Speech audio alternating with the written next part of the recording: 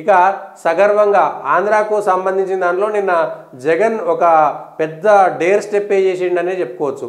పెద్ద dare step వేసిండు. దానికి సంబంధించి ఎంతమంది అంటే మొత్తము ఒకేసారి 175 శాసనసభ 25 లోక్సభ స్థానాలకు ప్రవేశపెడితే పోయినసారి 175లో 89 స్థానాలు బీసీ ఎస్సీ ఎస్టీలకు ఇస్తే ఈసారి 175లో 100 స్థానాలను కేటాయించారు. బీసీ నినాదాన్ని ఎత్తుకున్నారు. జగన్ బీసీలకు సంబంధించి సామాజిక న్యాయమైనటువంటి అంశమే అస్త్రం అనేటువంటి అంశం.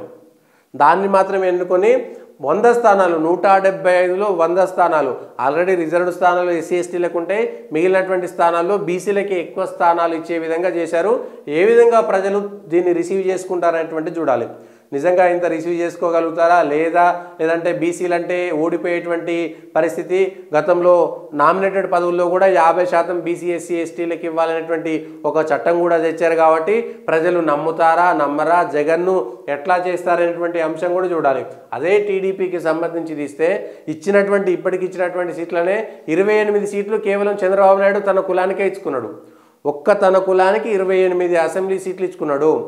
2-3% కూడా ఓట్లు లేనటువంటి తన కులానికి 28 సీట్లు ఉన్నటువంటి వ్యక్తి చంద్రబాబు నాయుడు.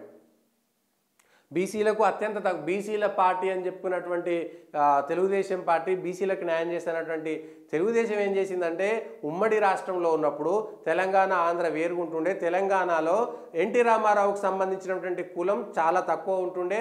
ఎక్కడో ఆంధ్ర నుంచి వలస వచ్చినటువంటి వాళ్ళు తప్పితే వాళ్ళ కులం తక్కువ ఉంటుండే. ఖమ్మంలోనో లేకపోతే నిజామాబాద్లోనో హైదరాబాద్లో ఉన్నటువంటి ఎన్టీ రామారావు కులం అంతా కూడా వాళ్ళు వలసగా వచ్చినటువంటి వాళ్ళే తప్ప ఇక్కడ పుట్టినటువంటి వాళ్ళు కాదు.